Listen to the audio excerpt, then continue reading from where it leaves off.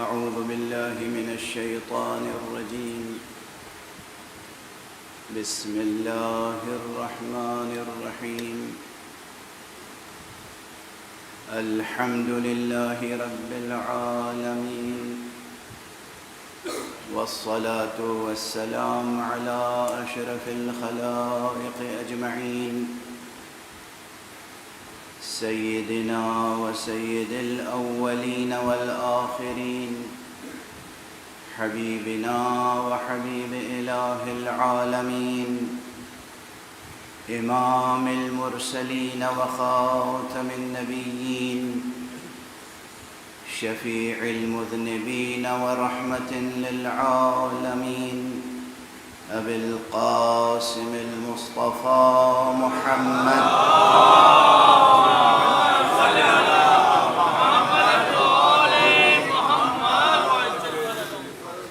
وعلى أهل بيته الطيبين الطاهرين الهداة المهديين المعصومين المظلومين، واللعنة الدائمة على أعداء الحق والدين. أما بعد، فقد قال الله تعالى عز اسمه في محكم كتابه ومتقن خطابه. بسم الله الرحمن الرحيم.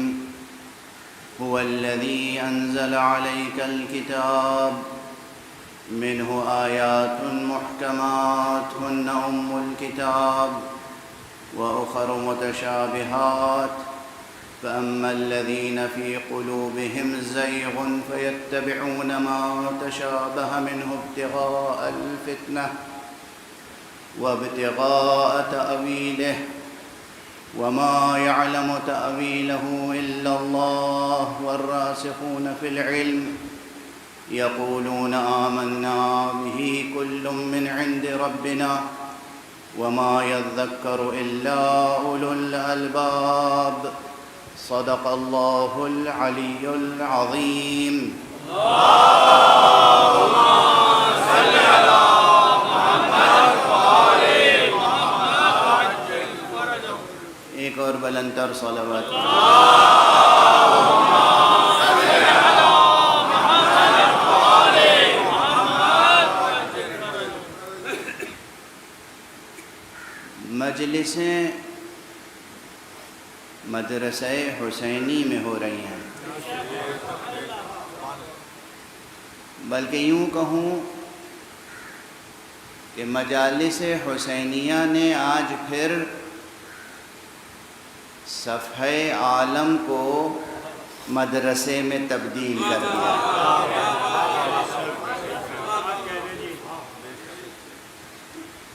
شرق سے غرب تک، شمال سے جنوب تک، زمین سے آسمان تک، بلکہ تحت الثری سے ثریا تک،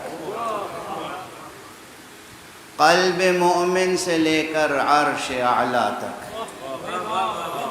بس ایک ہی فضا ہے، فضائے مجلس شبیر. کوئی اہل دل ہو تو سمجھے اس بات.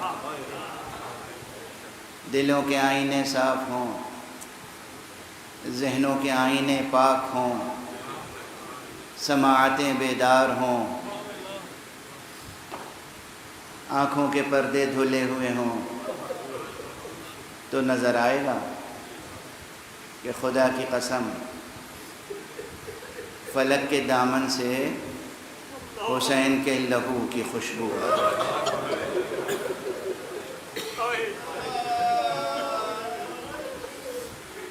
ہلال محرم نمودار ہو چکا ہے، آج محرم کی پہلی ہے. ان مجلسوں کا انعقاد اولاً و بالذات صرف اور صرف غم امام حسین کو زندہ رکھنا ہے.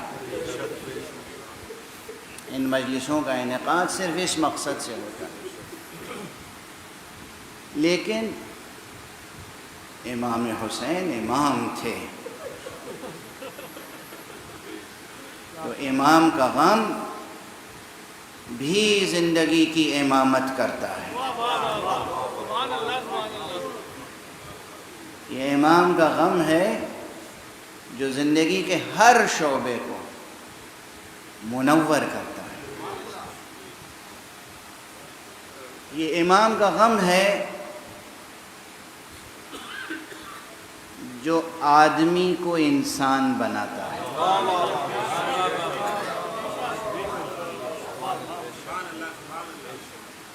کیونکہ انسان کا جو سب سے بڑا وصف ہے بحیثیت انسان وہ ہے دل سوزی،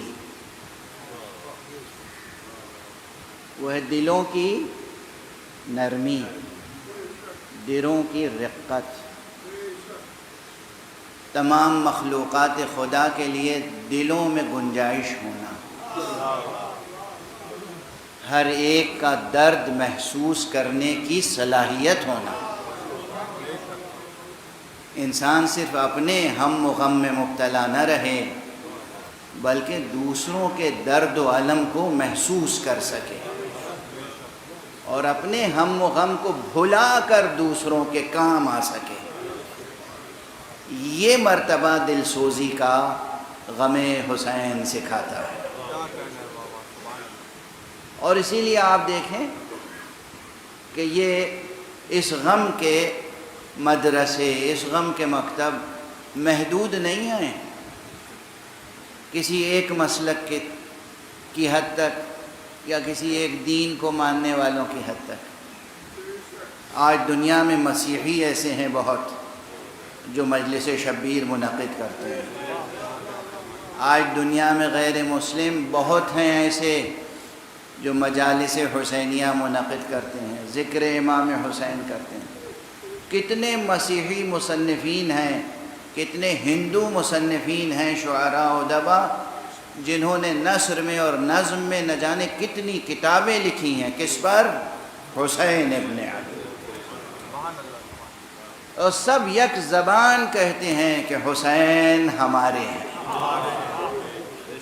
حسین تو انسانیت کے ہیں، حسین اسی طرح سب کے ہیں جس طرح حسین کا پروردگار سب کا ہے۔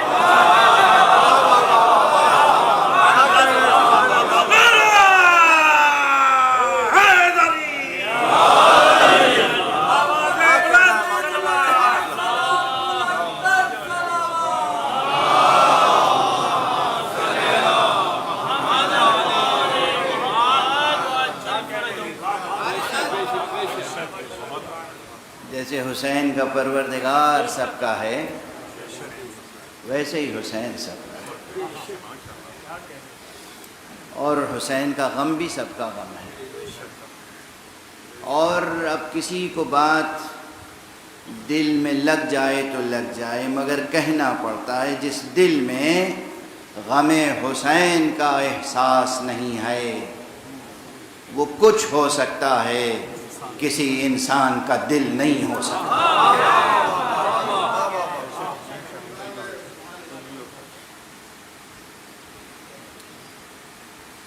میں نے عرض کیا کہ امام کا غم ہے تو یہ غم بھی زندگی کی امامت کرتا ہے، اور اسی لحاظ سے ان مجلسوں میں موضوعات کا تنوع پیدا ہوتا ہے۔ یعنی یہ بات یاد رکھیے گا کہ اولاً و بالذات، اولاً و آخراً، ان مجلسوں کے انعقاد کا سبب اور فلسفہ صرف اور صرف اور صرف احیاء امر آل محمد ہے۔ غم حسین کو زندہ رکھنا ہے، زندہ رکھنا ہے۔ یہ تو ایک ہماری زبان میں گویا ایک روزمرہ ہو گیا ہے، اصل میں تو غم حسین ہمیں زندہ رکھتا ہے۔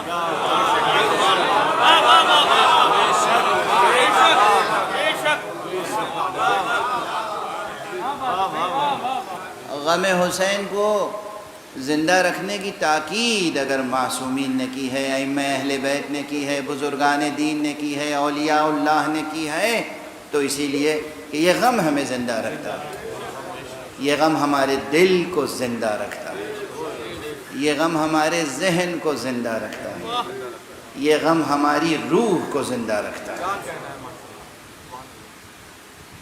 تو اولاً و بالذات غم حسین ہے، لیکن امام کا غم ہے تو اس میں موضوعات کا تنوع پیدا ہوتا ہے۔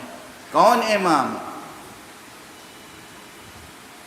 جس کو پیغمبر نے پہچانوایا تھا۔ ایک جملہ عرض کر رہا ہوں اور یہ مکرر عرض کروں گا، تمام ملت اسلامیہ سے دست ادب جوڑ کے عرض کروں گا۔ اللہ کے بعد، اللہ کے کلام کے بعد اللہ کا رسول اور اللہ کے رسول کا کلام حجت ہے، اور اس کے بعد وہ حجت ہے جسے رسول حجت بنا دے۔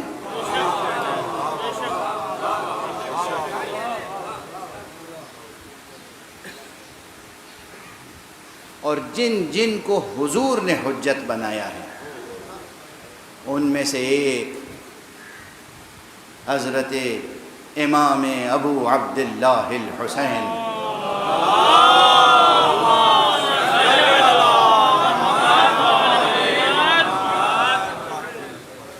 ایک نہیں نہ جانے کتنی حدیثیں ہیں۔ بچے ہیں حسین، بظاہر بچپن کا زمانہ ہے، مگر آغوش میں لے کر منبر پہ تشریف فرما ہوتے ہیں کون؟ حضور،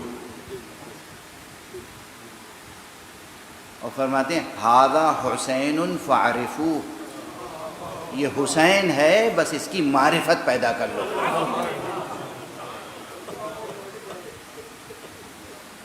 یہ بے سبب تو نہیں تھا کہ وہ رسول جو خدا کی معرفت کرانے کے لیے آیا تھا وہ منبر پہ بیٹھ کے کہہ رہا ہے کہ یہ حسین ہے، اس کی معرفت پیدا کر لو، اسے پہچان لو، اسے پہچان لو۔ یہ حسین کی ذات گرامی کو ایک حجیت عطا کرنا ہے،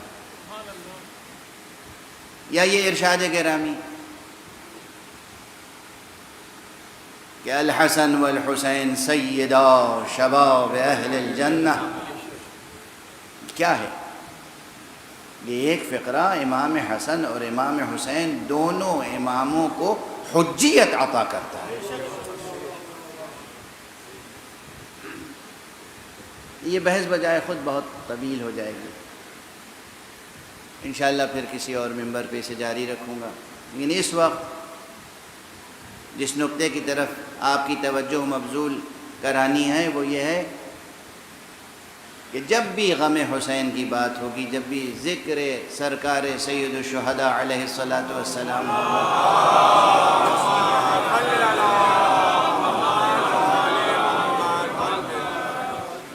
تو یہ ذہن میں رکھیے کہ بات میں تنوع پیدا ہوگا، اس حد تک تنوع پیدا ہوگا جس حد تک زندگی کا تنوع ہے۔ وجود کی ہر سطح پر حسین کی روشنی پہنچے گی، اور اسی مناسبت سے دقیق سے دقیق اور عمیق سے عمیق موضوعات منبر پہ چھڑ جاتے ہیں۔ اب اس مرتبہ جو موضوع میرے پیش نظر ہے بإذن الہی، وہ بعض وجوہ سے، بعض حیثیتوں سے مشکل ترین موضوعات میں سے ہے۔ قرآنی علوم میں، علوم تفسیر میں، علوم دین میں مشکل ترین موضوعات میں سے ایک یہ موضوع ہے جسے آج میں اس آیت کریمہ کے ضمن میں یہاں عرض کرنے کی کوشش کر رہا ہوں، اور وہ ہے موضوع متشابہات قرآن سے متعلق، لیکن عنوان گفتگو یہ ہوگا کہ امام حسین اور حقائق تأویل۔ امام حسین اور حقائق تأویل، یہ موضوع ذہن میں رہے۔ موضوع بہت وسیع ہے، یہ 9 تقریروں میں موضوع مکمل نہیں ہوگا، لیکن موضوع کے مقدمات یا بعض دلائل ضرور عرض کرنے کی کوشش کروں گا۔ ویسے بھی جو ہمارے پرانے سامعین ہیں وہ جانتے ہیں کہ میں موضوع شروع کرتا ہوں، ختم تو کبھی نہیں کرتا۔ یہ میرا اسلوب ہے، میں موضوع شروع کرتا ہوں، چھیڑتا ہوں، سوالات قائم کرتا ہوں اور گزر جاتا ہوں، تاکہ آپ ہوم ورک بھی تو کریں۔ یہاں پر چند جملے اور عرض کر دوں۔ موضوع کا تذکرہ کیا ہے ابھی صرف میں نے، مجھے اندازہ ہے سامنے یہ اتنے مائک لگے ہوئے ہیں، اتنے گویا کیمرے لگے ہوئے ہیں، اور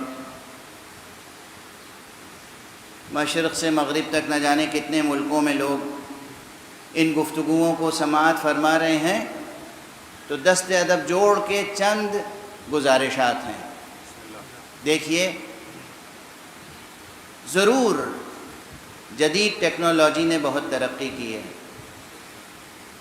اور جو آج کل وسائل ہیں، بہت سے لوگ گھر بیٹھے مجلسیں سن سکتے ہیں، مگر ایسا کیجیے نہیں۔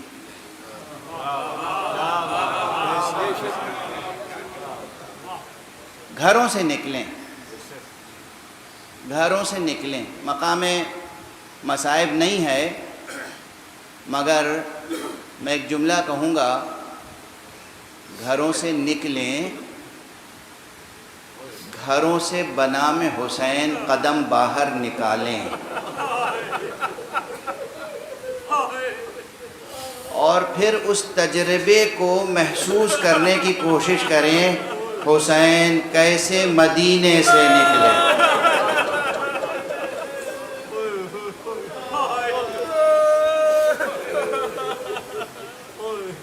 دست ادب جوڑ کے۔ یہ عزائے حسینی صرف سننے سنانے کی چیز نہیں ہے، تجربے سے گزریں، نکلیں گھروں سے، گھروں میں بیٹھ کے۔ یہ 10 دن، یہ 10 راتیں گھر میں بیٹھ کے آپ سن سکتے ہیں، چوائس ہے آپ کے پاس، آپ بہت سے چینلز براؤز کر سکتے ہیں، بہت سے ذاکروں کو سن سکتے ہیں، جو آپ کی پسند کا ذاکر ہو آپ سنیں، یہ سب اپنی جگہ فائدے ہیں، بعد میں سن لیجئے گا۔ یہ 10 دن گھر سے نکلیں، فرش عزا پر آ کر بیٹھیں،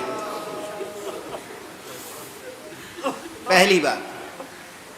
دوسری بات، جب گھر سے نکل رہے ہو تو تنہا نہ نکلیے گا، خاتون خانہ کو آبادہ کیجیے۔ تم نہیں چلو گی حسین کی مجلس میں، بچوں کو آمادہ کریں، بیٹا چلو آقا حسین کی مجلس، سب کو اس تجربے میں شریک کریں جیسے آقا حسین پورے کنبے کو لے کے نکلے تھے اللہ کی راہ۔ اللہ کی راہ میں پورے کنبے کو لے کے نکلے تھے نا حسین۔ یہ تجربہ کیجئے، گھروں میں نہ بیٹھیے۔ یہ 10 دن منصوبہ بندی کے ساتھ گھروں سے نکلیں، مجلسوں میں جہاں بھی ہوں آپ، امریکہ میں ہیں، کینیڈا میں ہیں، آسٹریلیا میں ہیں، چین میں ہیں، جہاں بھی ہیں، کسی ایک جگہ مجلس ہو رہی ہوگی، کسی امام بارگاہ میں، کسی مسجد میں، کسی مومن کے گھر پر، کسی ہال میں، آپ وہاں جائیں، بنام حسین شرکت کریں، دیکھیں اس تجربے سے آپ کی روح میں کیا ترقی پیدا ہوتی ہے اور آپ کے بچوں کی کیسی تربیت ہوتی ہے۔ اس عزاداری کی برکتیں، اس عزاداری کے ثمرات، اس کے فیوز، اس کے برکات آپ کو اندازہ نہیں ہے، تجربہ کریں۔ یہ پہلی چیز۔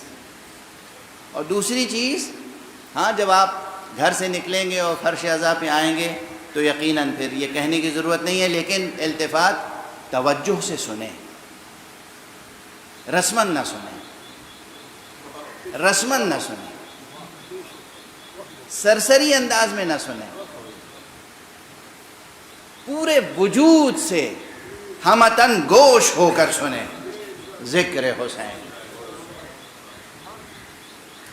دل کے کان بھی کھلے ہوئے ہوں، دل سے سنیں ذکر حسین۔ گریہ کریں تو آنکھوں میں آنسو تو آئیں گے ہی، دل میں محسوس کریں اس غم کو، اس الم کو، اس کرب کو۔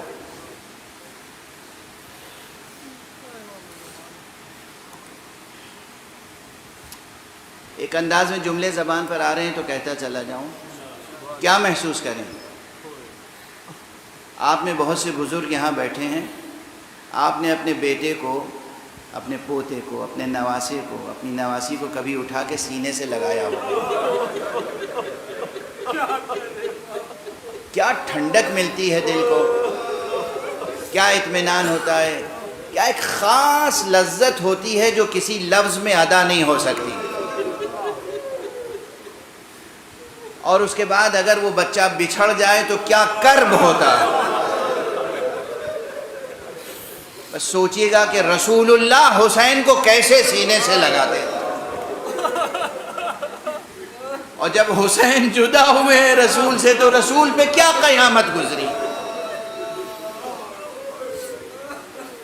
تجربہ یہ عزاداری رسمی نہیں ہے، یہ رسم نہیں ہے، یہ ریچولز نہیں ہے۔ دوسری بات، تیسری بات توجہ دلا رہا ہوں، محرم ہے، محرم میں سیاہ لباس پہنے، مرد بھی خواتین بھی، مگر یہ لباس سوگواری کا لباس ہے، فیشن کا لباس نہیں ہے، سوگواری کا لباس۔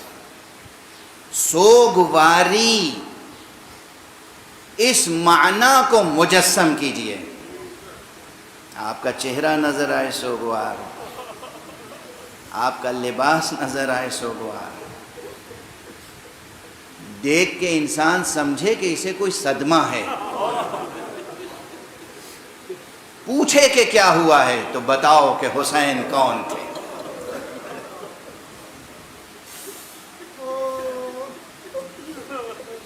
مجلسوں کے تبرک کا اہتمام کریں، خاص طور سے یہ 10 دن ضرور اہتمام کریں، مگر بس تبرک کی حد تک، اس میں بھی سوگواری کی شان ہو۔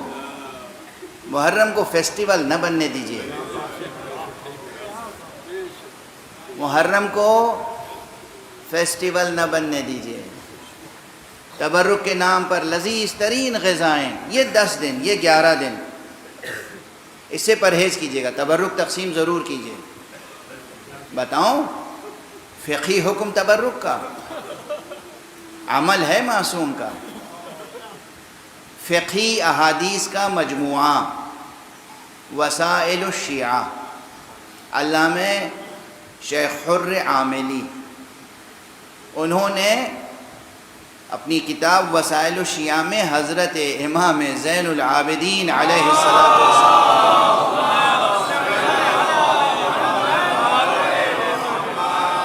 کا عمل لکھا ہے۔ عمل، آپ کا عمل یہ تھا کہ کربلا کے بعد سے جب اسیران اہل بیت مدینے آئے تھے تو پھر بنو ہاشم میں بطور خاص برابر مجلسیں ہی منعقد ہوتی تھیں۔ آقا حسین کے لیے فرش عزا بچھتا تھا، صف عزا روشن ہوتی تھی، شمع عزا فروزہ رہتی تھی، سب مجلس میں مشغول ہوتے تھے، اور جہاں جس وقت مجلس منعقد ہوتی تھی جناب امام سید سجاد اپنی طرف سے کھانا تیار کرا کے وہاں تبرک کے طور پہ تقسیم کراتے تھے۔ کس کا عمل ہے؟ امام سجاد۔ کھانا تقسیم کریں، تبرک تقسیم کریں، سادگی کے ساتھ، غم اور حزن کا لحاظ رکھتے ہوئے۔ یہ چند چیزیں تھیں جس کی طرف میں توجہ دلانا چاہ رہا تھا۔ نکلیں گھروں سے تنہا نہ نکلیں، بچوں کے ساتھ نکلیں، خاتون خانہ کے ساتھ نکلیں، اور پھر دیکھیں کہ آقا حسین کی مجلسوں میں شرکت کے بعد کیا روحانی تبرک ملتا ہے، کیا معنویت حاصل ہوتی ہے۔ دنیا کے کسی اسکول میں، کسی یونیورسٹی میں آپ کو یہ احساس نہیں ہوگا پورے وجود کے ساتھ کہ آپ کے وجود کی معنویت کیا ہے، الا مجلس حسین۔ یہ مجلسیں بتاتی ہیں کہ آپ کی معنویت کیا ہے، آپ کی خلقت کا ہدف کیا ہے، مقصد کیا ہے۔ یہاں جو علوم حاصل ہوتے ہیں وہ کہیں نہیں حاصل ہوں گے۔ اب میں اپنا پرانا جملہ دہرا دوں کہ یہ وہ مدرسے ہیں کہ جہاں بات قرآن ہی سے شروع ہوتی ہے اور قرآن ہی پہ ختم ہوتی ہے۔ یہاں بات قرآن صامت سے شروع ہوتی ہے، قرآن ناطق پہ ختم ہوتی ہے۔ اور یہ جملہ بھی ذہنوں میں محفوظ ہوگا کہ ماہ مبارک رمضان تنزیل قرآن کا مہینہ ہے، یہ ماہ محرم ہے جو تعویل قرآن کا مہینہ ہے۔ وہ شب قدر ہے جس میں تنزیل مقدر تھی، وہ روز عاشور ہے کہ جس میں تعویل منور ہوئی ہے۔ ایک صلوات پڑھ دیں محمد۔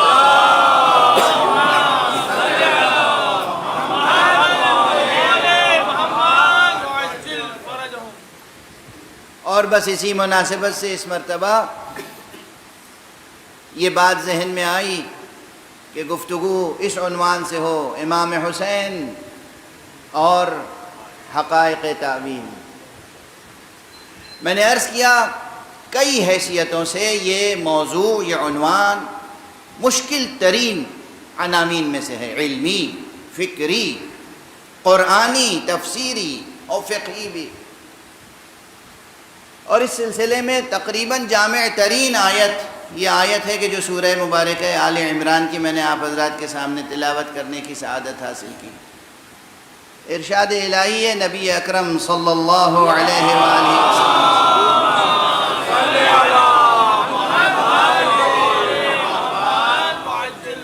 ارشاد الہی ہے کہ هو الذی انزل علیک الکتاب، وہی ہے وہ پروردگار جس نے اے نبی، اے رسول، اے حبیب تجھ پر کتاب نازل کی۔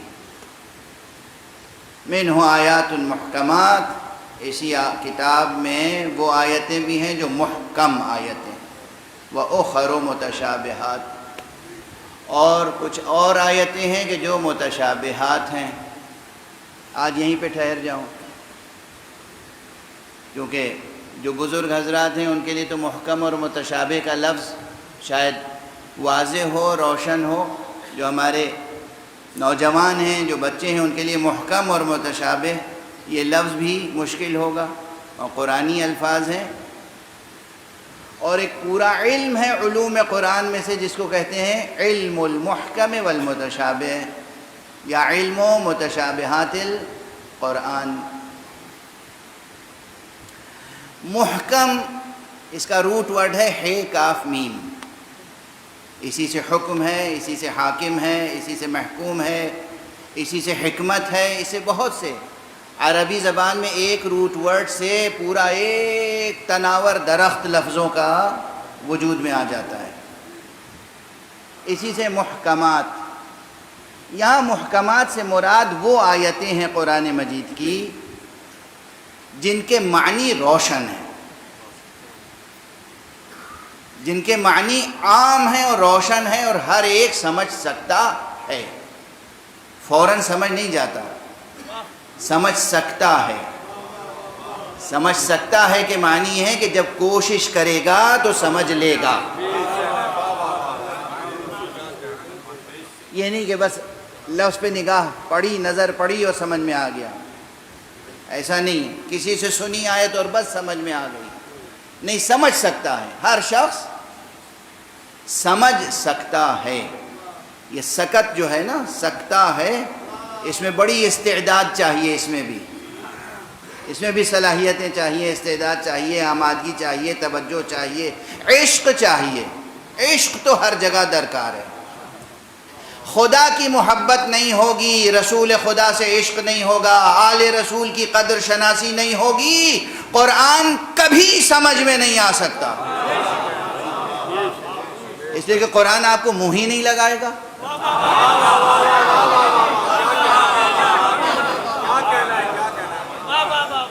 سمجھ میں کیسے آئے گا؟ منہ نہیں لگائے گا۔ یہ کون شخص ہے؟ بدبو آ رہی ہے اس سے، خوشبو محبت خدا نہیں ہے، وہ نکہت عشق رسول نہیں ہے۔ وہ نکہت عشق آل محمد نہیں ہے، یہ ہمارا نہیں ہے۔ جہاں محبت خدا اور محبت رسول و آل رسول نہ ہو وہ قرآن کا نہیں ہے۔ ہو کیسے سکتا ہے قرآن کا؟ قرآن نازل کس پر ہوا؟ کس پر نازل ہوا؟ رسول پہ نازل ہوا؟ قرآن نازل ہوا محمد ابن عبداللہ پر صلی اللہ علیہ وآلہ۔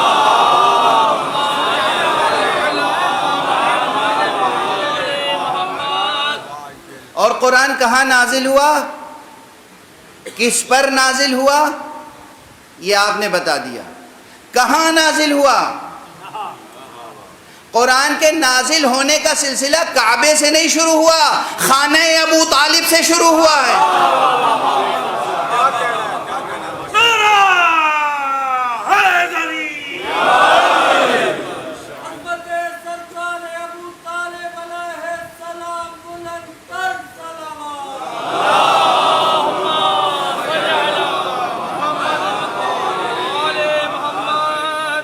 خانہ ابو طالب سے غار حرا تک اور غار حرا سے خانہ ابو طالب تک، میں اپنے خطیبانہ انداز میں کہوں، حاجی جاتا ہے تو صفا و مروہ سے تک، مروہ سے صفا تک سعی کرتا ہے۔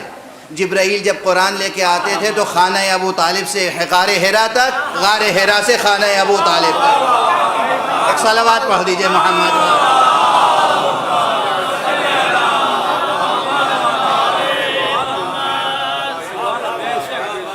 ایک اور بلند صلوات پڑھ دیں۔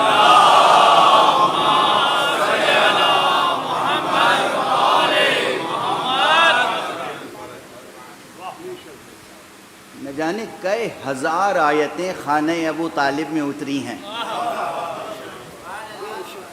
اندازہ ہے آپ؟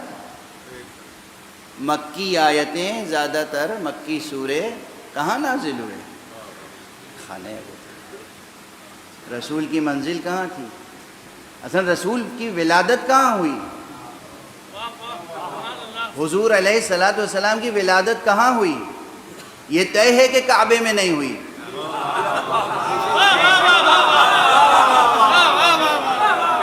کوئی ایک ضعیف سے ضعیف قول بھی نہیں ہے کہ کعبے میں ولادت پیغمبر ہے۔ پھر کہاں ہے؟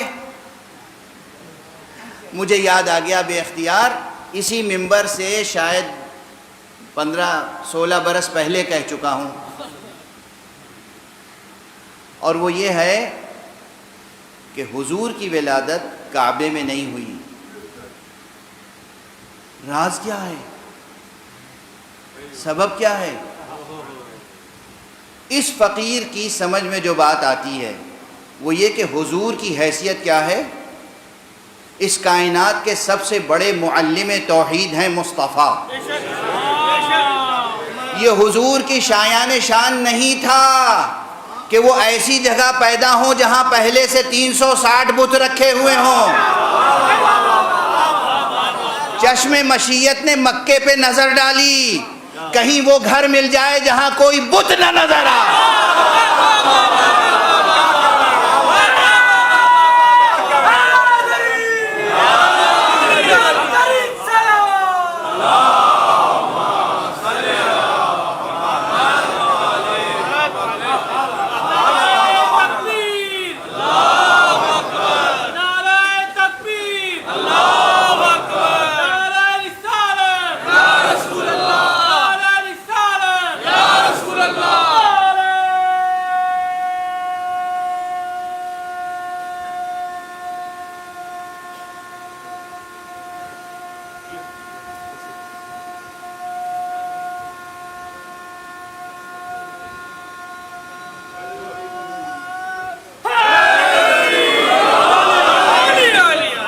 جزاکم اللہ، جزاکم اللہ۔ اللہ آپ کو پاکیزہ نفس عطا کرے اور نفس رحمانی کے فیوزات آپ تک پہنچیں۔ خدا کی قسم یہ تاریخ کا اعجاز ہے کہ حضور کی ولادت اس جگہ ہوئی جہاں کوئی بت نہیں تھا۔ اور وہ بس ایک ہی گھر تھا یا چند گھر اور تھے، لوگوں کو خبر نہیں تھی، ان گھروں میں کوئی بت نہیں تھا۔ یہ معمولی بات نہیں ہے بھئی، خانہ کعبہ کے دروازے تو سب کے لیے کھلے ہوئے تھے نا، مجبوری تھی، تو جس کا جی چاہتا تھا لے جا کے بت رکھ دیتا تھا اپنے خاندان کا۔ ابو طالب کا گھر ابو طالب کا گھر تھا، ابو طالب کی اجازت کے بغیر کوئی جا نہیں سکتا تھا اس میں، تو مجال کس کی تھی کہ وہاں بت رکھ دیتا؟ جہاں کوئی بت نہیں تھا وہاں توحید کا سب سے بڑا معلم پیدا ہوا، اور پھر پیغمبر پیدا ہوئے تو یوں ہی پیدا ہوئے تھے۔ جناب آمنہ بنت وہب کے ساتھ بھی قریش کے گھرانوں اور قریش کی خواتین کی رشک کی اور حسد کی وہی کیفیت تھی جو جناب خدیجۃ الکبریٰ اور جناب فاطمہ بنت اسد کے ساتھ رہی، کیونکہ جو نور تھا پیشانی عبداللہ میں، اس نور کی خاطر کتنے تھے جو چاہتے تھے کہ اس نور کے حصے دار ہم بن جائیں، لیکن جب جناب آمنہ بنت وہب اس نور کی امانت دار ٹھہریں تو پھر رشک و حسد درمیان میں آ گیا اور تنہا چھوڑ دیا گیا۔ اب جب وقت ولادت تھا تو ظاہر ہے کہ ازرو احکام ظاہریہ مدد کی ضرورت ہوتی ہے۔ گھر ابو طالب کا ہے اور وہاں حوران بہشتی کا نزول ہو رہا ہے، جنت سے حوریں نازل ہو رہی ہیں، اور جنت سے جناب مریم تشریف لا رہی ہیں، اور جنت سے جناب آسیہ تشریف لا رہی ہیں، اور وہ مخدرات عصمت و طہارت تشریف لا رہی ہیں کہ جن کو اللہ سبحانہ و تعالیٰ نے اذن دیا کہ جاؤ آمنہ کی مدد کرو، محمد کی ولادت ہے صلی اللہ علیہ وآلہ۔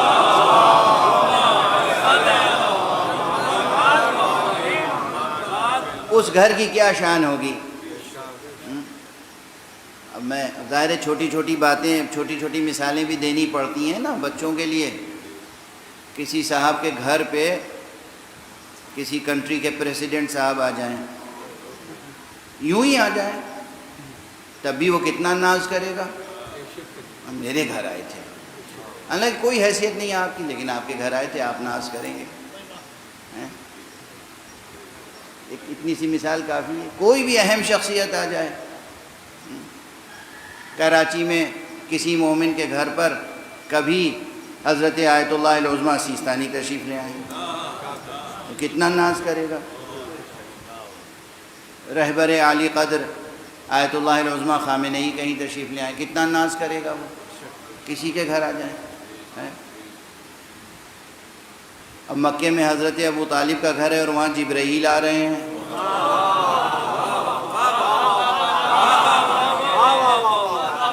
قرآن نازل ہو رہا ہے، مصطفیٰ صلی اللہ علیہ وآلہ وسلم کی ولادت ہو رہی ہے، اور ایسے واقعات اتفاقی نہیں ہوتے۔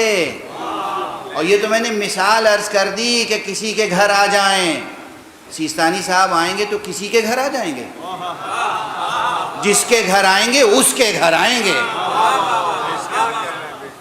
کسی کے گھر تو نہیں آئیں گے نا۔ پریسیڈنٹ صاحب کہیں جائیں گے تو یوں ہی تو نہیں چلے جائیں گے، کوئی نہ کوئی اہمیت ہوگی اس صاحب خانہ کی بھی۔ تو بس یاد رکھیے کہ جس آغوش تربیت میں مصطفیٰ صلی اللہ علیہ وآلہ وسلم کو حق سبحانہ و تعالیٰ نے سپرد کیا تھا، اس کی کبھی توہین نہ کیجئے گا، یہ بھی توہین رسالت ہوگی۔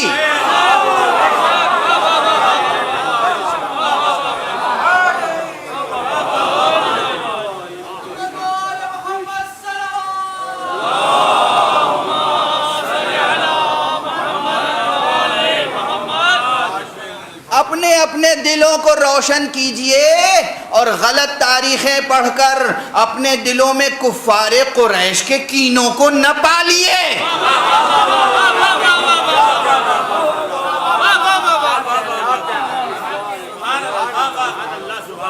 کفار قریش کو حسد تھا ابو طالب سے.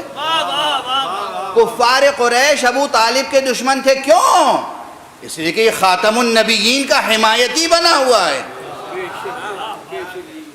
کفار قریش کو ابو طالب سے کیا شکایت تھی؟ سب حضرت ابو طالب کو سید بطحا کہتے تھے، سید و سردار مانتے تھے، سید و سردار مانتے تھے. تمام مشرکین و کفار، مومنین و مشرکین، سب بت پرست اور غیر بت پرست، سب ابو طالب کو سید و سردار مانتے تھے. پھر اگر دشمنی پیدا ہوئی تو کس بات پر؟ کیا جناب ابو طالب نے کسی کی خیانت کی تھی؟ کوئی خون کیا تھا؟ کسی کی امانت واپس نہیں کی تھی؟ کسی کو کوئی اذیت پہنچائی تھی؟ کوئی الزام ہے ابو طالب پر سوائے ایک الزام کے محمد کے لیے سینہ سپر رہتے تھے. تو انہیں بغض تھا ابو طالب سے، آپ کو کس لیے ہے؟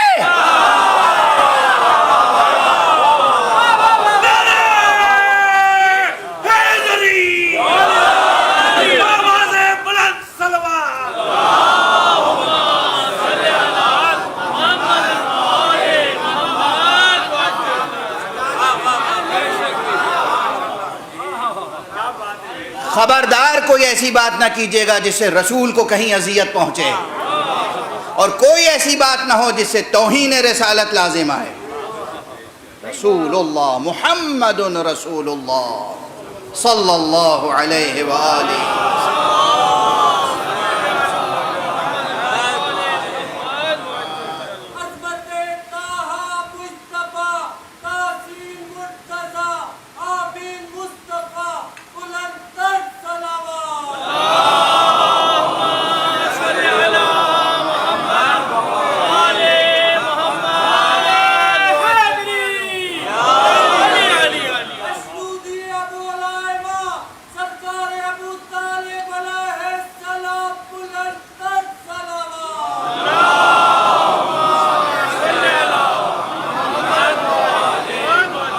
جزاکم اللہ.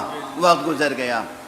میں تو بس آج ایک ہی جملہ شاید عرض کر پایا کہ قرآن مجید کو سمجھنے کے لیے محبت خدا شرط اول و آخر محبت خدا، اس کے بعد محبت و عشق رسول، اس کے بعد محبت و عشق اہل بیت رسول، آل رسول.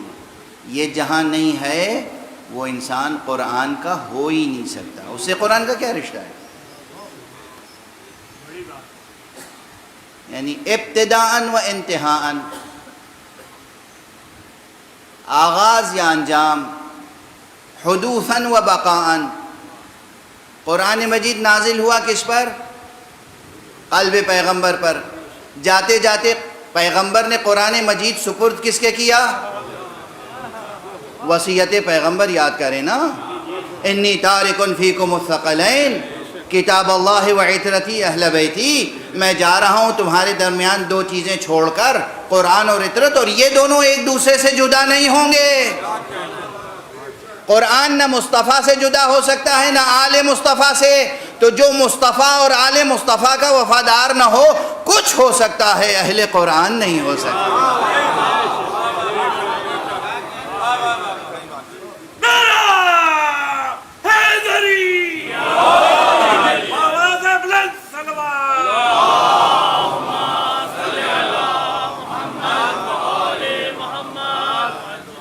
اگر اہل قرآن ہونا ہے تو سب سے پہلے قرآن کہاں سے ملے گا؟ پریس سے، بک شاپ سے، لائبریری سے. فریب میں مبتلا ہیں، نالج نہیں ہے آپ کو، ایلوژن آف نالج ہے. فریب آگہی میں مبتلا ہیں یا ابلہی میں مبتلا ہیں. قرآن ملے گا تو سرکار رسالت میں آپ صلی اللہ علیہ وآلہ وسلم.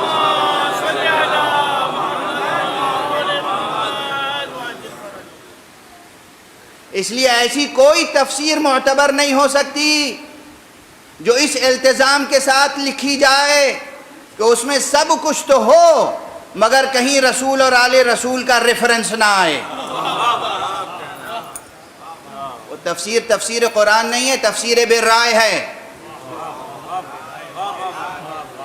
وہ تفسیر بے رائے ہے، تفسیر قرآن نہیں ہے.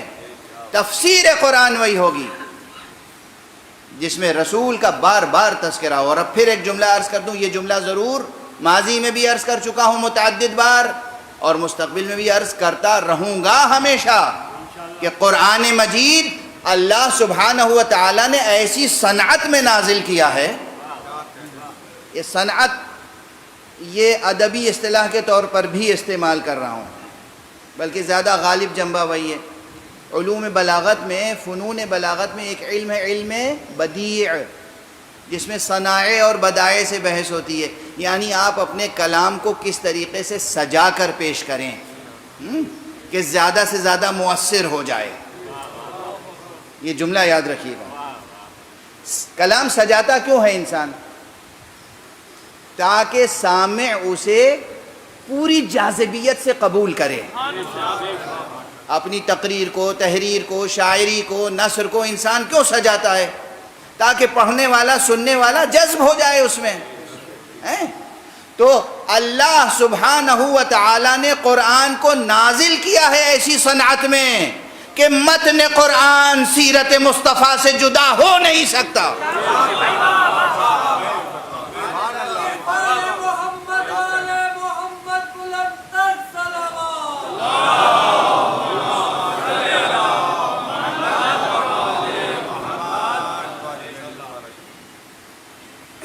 نہ قرآن رسول سے جدا ہو سکتا ہے اور نہ بنص رسول، اس لیے کہ یہ روایت صحیح السند ہے، معمولی سند نہیں ہے اس کی، بہت اصح الصحاح میں شمار کیجئے، صحیح ترین حدیثوں میں سے ایک یہ ہے تمام مکاتب اسلامیہ میں. کوئی جھٹلائے گا تو جھوٹا ہی ہوگا، پوری ذمہ داری سے عرض کر رہا ہوں، کوئی جھٹلائے گا تو جھوٹا ہی ہوگا. یہ صحیح ترین حدیثوں میں سے ہے. حضرت امام مسلم نے بھی لکھی ہے، امام مسلم کی صحیح مسلم میں بھی ہے، اور تمام ائمہ حدیث نے لکھا ہے. حضور نے جاتے جاتے کہا انی تارک فیکم الثقلین، اور یہ ایک نہیں، ایک سے زائد مقامات پر کہا ہے، بار بار کہا انی تارک فیکم الثقلین، میں جا رہا ہوں دو نفیس چیزیں، دو گراں بہا چیزیں چھوڑ کر جا رہا ہوں، ایک قرآن اور ایک میرے اہل بیت، میری عطرت، اور یہ دونوں لن یفترقا حتی یردا علی الحوض، یہ ایک دوسرے سے جدا نہیں ہو سکتے جب تک مجھ سے آ کر حوض کوثر پر ملاقات نہ کریں. تو جو قرآن سے وفاداری رکھنا چاہتا ہے اسے اہل بیت کا وفادار ہونا ہوگا، اور اہل بیت مصطفیٰ، عطرت مصطفیٰ سے دوری اختیار کر کے کوئی قرآن سے نزدیک نہیں ہو سکتا، نہ قرآن سے نزدیک ہو سکتا ہے، نہ روز حشر مصطفیٰ کی زیارت سے مشرف ہو سکتا ہے، نہ آب کوثر سے سیراب ہو سکتا. صلوات پڑھ دیں محمد.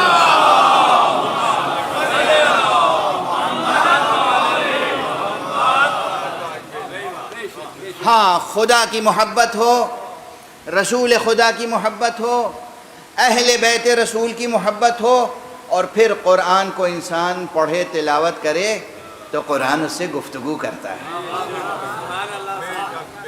قرآن اس سے گفتگو کرتا ہے، قرآن کھلتا ہے اس کے سامنے. جیسے صبح کے وقت آپ چمن میں جائیں، کوئی بند کلی ہو، اور اس کے بعد اسی وقت نسیم سحر، نسیم صبح اس پر سے گزرے اور وہ کلی چٹک کے پھر کھل کے گلاب بن جائے، تو جب آپ محبت خدا کی شمیم کے ساتھ، جب عشق رسول کی نسیم کے ساتھ، جب محبت اہل بیت کی نکہت کے ساتھ جب جزدان سے قرآن نکالیں گے تو وہ اسی طرح کھل جائے گا آپ کے سامنے، اور اس کی خوشبو مشام جاں کو معطر کرے گی. اس کے انوار، اس کے معانی، اس کا رنگ، اس کی نکہت سب آپ کے وجود میں جذب ہو جائے گی. پھر قرآن آپ کا ہوگا، آپ قرآن کے ہوں گے.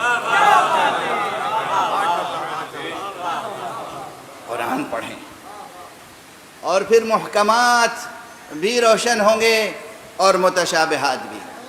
بس آج یہ تمہید تھی، وقت ختم ہو گیا. ذہن میں رہے موضوع، انشاءاللہ اسی موضوع پہ گفتگو ہوگی، اور امید ہے کہ کسی حد تک حق ادا کر سکوں گا انشاءاللہ. امام حسین اور حقائق تعویل. قرآن مجید کو پڑھیں مکتب حسینی میں، قرآن مجید کے رموز کو منکشف کریں، اسرار کو منکشف کریں، در کو دریافت کریں. آقا حسین کی روشنی میں، ان کی محبت میں، ان کی محبت کے ساتھ، ان کی رہنمائی میں، ان کے اقوال، ان کے ارشادات، ان کی سیرت. دیکھیے حسین کا ہر قدم قرآن مجید کی آیتوں کے ساتھ اٹھتا ہے، ہر نفس قرآن کے ساتھ ہے. آج پہلی محرم ہے. تمام مورخوں نے لکھا ہے کہ جب آقا نے فیصلہ کیا کہ اب مدینے سے جانا ہے تو اس وقت بھی قرآن مجید کی آیت کی تلاوت کر رہے تھے. جب مکہ قریب آیا اس وقت بھی آیت کی تلاوت کر رہے تھے. یہ سب روایتیں ہیں نا، یہ یوں ہی تو نہیں ہے. اور قبل اس کے کہ ان آیتوں کی طرف اشارہ کروں، ایک بات عرض کر دوں، یہ تاریخی ہے. آقا حسین چھپ کر مدینے سے نہیں گئے تھے.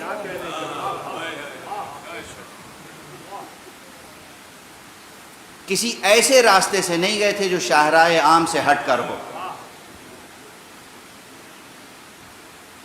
اور ایک جملہ عرض کر رہا ہوں، آپ بھی گریہ کریں گے. خدا کی قسم، جب آقا حسین مدینے سے چل رہے تھے تو صبح کا وقت تھا، دن کی روشنی تھی، شاہراہ عام سے مدینے سے مکے جا رہے تھے، اور مدینہ کا پورا شہر کا شہر کھڑا ہوا حسین کو وداع کر رہا تھا. نہ جانے کتنی آنکھوں سے آنسو بہ رہے تھے، اشک باری ہو رہی تھی. حسین مدینے سے جا رہے ہیں. آج سے پہلے آپ نے شاید یہ جملہ نہ سنا ہو. تجزیہ نہیں کرتے لوگ، تمام کتابوں کا احاطہ نہیں کرتے. آقا حسین جب گئے ہیں تو خاموشی سے نہیں گئے ہیں. بہت سے اصحاب اسی لیے درمیان میں کھڑے ہوئے تھے جنہوں نے لجام فرس تھام تھام کے کہا فرزند رسول نہ جائیے. اور اس موقع پر بار بار آقا کو کہنا پڑا کہ مجھے میرے نانا نے حکم دیا ہے، بیٹا جاؤ کربلا جاؤ. وقت تمام ہو گیا تو بس دو فقرے دہرا دوں، آپ کے لاکھوں بار کے سنے ہوئے ہیں، لاکھوں بار کے سنے ہوئے. لیکن دیکھیے نا اس میں المناکی کتنی ہے. آقا حسین نے فرمایا میرے نانا نے کہا ہے اخرج یا بنی الی العراق، میرے بیٹے حسین عراق کی طرف جاؤ، جاؤ کربلا جاؤ. شاء اللہ ان یراک قتیلا، اللہ کی مشیت یہ ہے کہ تمہیں اپنی راہ میں ذبح کیا ہوا دیکھے. اور جب کسی نے کہا کہ یابن رسول اللہ اگر جا رہے ہیں تو تنہا تشریف لے جائیں، مردوں کو لے کر جائیں، بے شک مسلم ابن عقیل کو لے کر جائیں، بے شک عباس کو لے کر جائیں، بے شک علی اکبر کو لے کر جائیں، ارے زینب کو کیوں لے کر جا رہے ہیں؟